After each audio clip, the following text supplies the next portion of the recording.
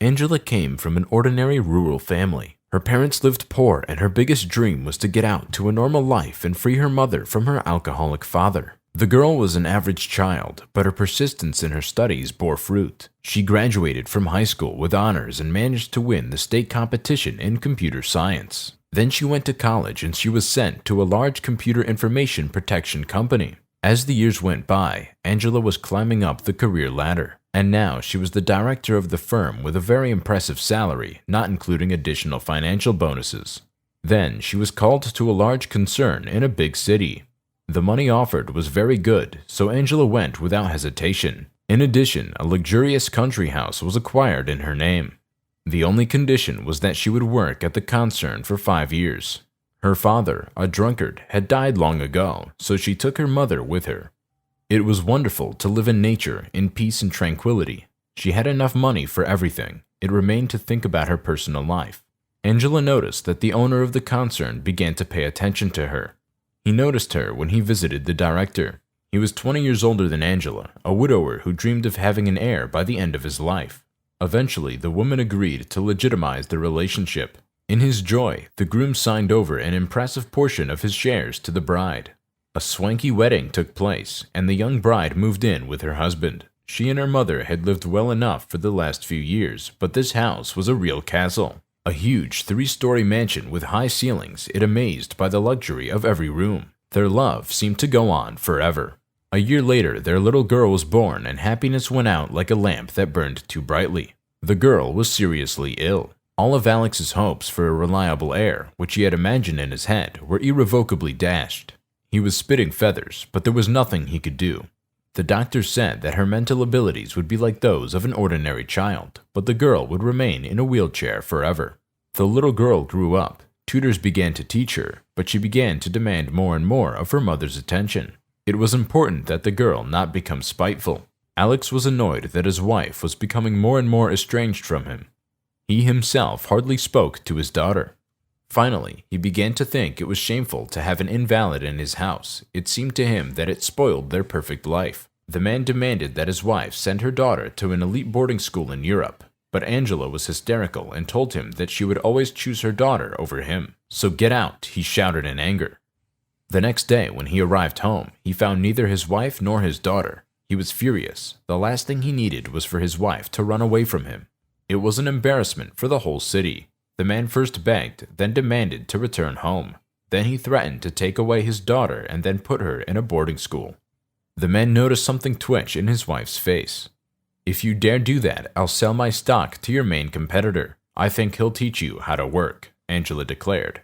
It was like a punch in the gut to Alex. There was no way in hell he was ready to let a competitor into his company. Slightly relieved, he suggested, "Well, let's make a deal on the fact that I give up our invalid and you give me all your shares." A day later, they signed the papers that would mutually satisfy both parties. Alex was even glad that he was legally rid of the girl. What was upsetting was that he had to part with the smart and beautiful Angela. Angela told her daughter that they would now live permanently with her grandmother and her father would live separately. So, several years passed. Anne was now 14, and her mother made sure she never heard her father talk about her. It served her poorly in this case. The girl was attached to her father, even though he came to her room very rarely. But he visited their home regularly, trying to win back his ex-wife. The girl was especially upset by the move. After her father's castle, her mother's mansion seemed miserable. She was finally enraged by her mother's announcement that she would have to sell it too, since there was much less money and nothing to maintain it on. Anne threw a terrible tantrum. She threw herself off the wheelchair and started hitting her hands and head on the floor. She screamed that her mother was a soulless person, had left her father because of her whims, and had deprived her, Anne, of a normal father and normal living conditions. There was no way Angela could tell her daughter that her father had simply abandoned her, traded her for stock. The mansion was put up for sale. One day, Anne was riding alone around the yard when suddenly she saw her father enter the gate. He walked past and headed towards the girl's mother. 10 minutes later, he came out of the house. Anne, excited that her father was sure to approach her now, waved her hands. When he saw her, he moved resolutely forward. His eyes were frantic as Angela once again told him that nothing would ever happen between them again. Anne was expecting her father, but she was scared. "I need you," he said angrily, grabbing Anne by the handles of the wheelchair. He quickly rolled it toward the gate so that the girl began to jerk side to side. "Daddy, be careful." "I'm not your daddy." The man suddenly slapped the girl in the face. "I can't have handicapped children." Anne was startled to silence while he managed to roll her out of the gate and shove her into the car without the wheelchair. "Where are we going?"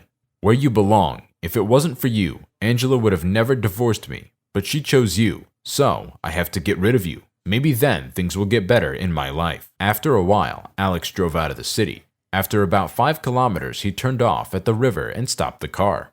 Then he pulled the girl to the bank. Thoughts were swirling in his head. It was tempting to end it all at once. But after all, she was his own daughter. Alex turned and walked to the car. Fine, let it live, he decided. The man got behind the wheel and drove off. Anne sobbed at the top of her voice. Only now she realized who was the real culprit of all their troubles. But it was too late. It was evening, the mosquitoes were biting, and she was hungry. But who would find her here, except for in the morning? But she would freeze to the ground overnight. The girl tried to crawl towards the visible houses, but she didn't have enough strength for it. She humbled herself. Apparently, I have to die here for my stupidity, she thought. A young boy was walking along the shore. He remembered that he had forgotten to pick up one of his fishing nets from the river. Of course, it was already night, but maybe something got there after all. And suddenly, the young man heard a quiet crying. It was clearly a girl, and she was not far from the shore. "Hey, who's there?" the boy shouted and ran towards the voice. He saw a girl, about 15 years old, dressed in the latest fashion. "Hey, what are you doing here?" "I got left here," she said through her tears. "Who left you here?" "My dad," she sobbed. It was so crazy that the boy decided not to go into detail and just help the girl. "Let's go." He held out his hand to her. "I can't." At that moment, his gaze fell on the girl's legs, and the guy realized that the girl was disabled. Trying not to be terrified, he grabbed her in his arms and dragged her towards the house. "It's okay, Grandma will figure it out," he decided. Anne was already so cold that she was happy to snuggle up to the warmth of a human being and suddenly dozed off. She woke up in the warmth as someone was undressing her. She frighteningly tried to pull away, but she saw a pleasant old woman and finally passed out. At this time, Angela's mansion was awake. The women were crying. They called the police and said that a disabled girl was missing. After some hesitation, the police officer took the report and said they would be looking for her. In the morning, the gate to the cottage rang unexpectedly. The mother and grandmother raced to open it. A young man was there, and a cab was parked a little further away. "Are you Angela?" "Yes," the woman answered, feeling her legs buckle. "Is it your daughter who's missing?" Seeing that the woman turned white and was clearly about to faint, the young man managed to lean her against the gate. At that moment, the cab door opened and Angela heard from there, "Mom." There sat her baby girl, who was safe and sound. The mother rushed to the car and began kissing her daughter.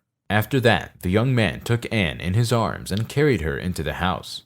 The mother and grandmother, who understood nothing, joyfully opened the doors. After hearing the horrifying story from her daughter, Angela wanted to sue her ex-husband, especially since there was a witness to his activities.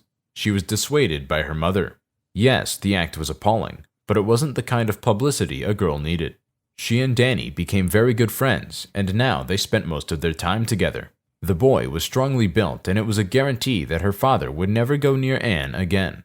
3 months later, Angela found out that the owner of the concern, her ex-husband, had unexpectedly crashed in a car accident, and all of his property was bequeathed to her. Despite her father's act, Anne and Angela came to the funeral. In her heart, Anne forgave her father, even though she understood that he had never loved her and considered her only an obstacle.